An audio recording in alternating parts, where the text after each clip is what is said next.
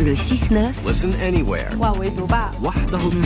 Sur France Inter. Gallagher Fenwick, bonjour. Bonjour Simon, bonjour à tous. Comme une bonne partie du monde, évidemment, vous avez les yeux braqués ce matin sur ce qui vient de se passer aux États-Unis et vous revenez sur la mécanique de ce moment historique. Historique parce qu'inédit dans l'histoire des États-Unis, Simon. Lyndon B. Johnson, l'un des prédécesseurs démocrates de Joe Biden, s'est effectivement retiré de la course à la présidence en 1968, mais il l'a fait 5 mois avant la convention de son parti. Aujourd'hui, ce qui change tout, c'est précisément le caractère tardif de l'annonce de Joe Biden. 1 mois pile avant la convention démocrate, soucieux de préserver sa personne et de protéger son héritage politique, les cadres du parti ont immédiatement salué sa décision. Il est intéressant de noter au passage que Joe Biden a utilisé son communiqué uniquement pour revenir sur son bilan et annoncer son retrait de la course. Ce n'est que dans un deuxième temps et sur les réseaux sociaux qu'il a annoncé soutenir la candidature de sa vice-présidente Kamala Harris. Comment vous expliquez ce délai ?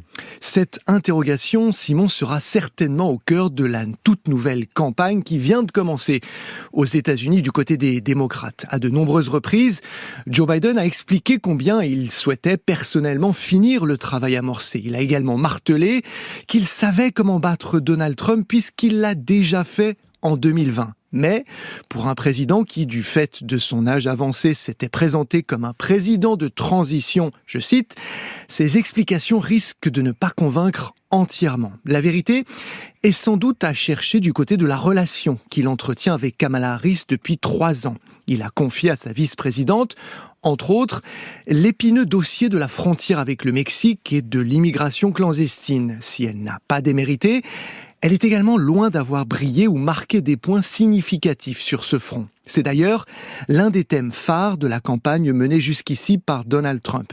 Il est très probable qu'en réalité, Kamala Harris n'ait pas totalement convaincu son propre président, Joe Biden, et qu'il n'a pas totalement confiance dans sa capacité à battre Donald Trump le 5 novembre prochain.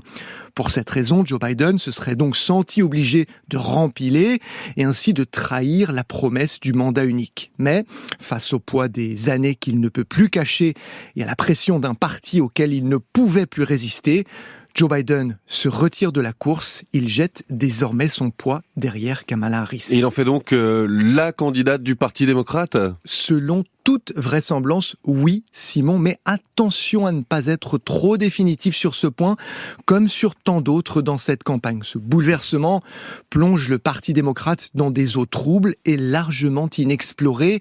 Dans un souci d'efficacité, à une centaine de jours du vote, le sérail du parti aimerait sans doute qu'un consensus se dégage rapidement autour de la personne de Kamala Harris. En revanche, si d'autres personnalités se déclarent et remplissent certaines conditions, elles pourraient compliquer cette donne. Le parti devrait alors réfléchir à la manière la plus rapide et démocratique de permettre à ses membres, à l'appareil de trancher. Encore une fois, le scénario qui paraît le plus probable à ce stade devrait voir Kamala Harris adoubée par le sérail, les militants et les grands donateurs.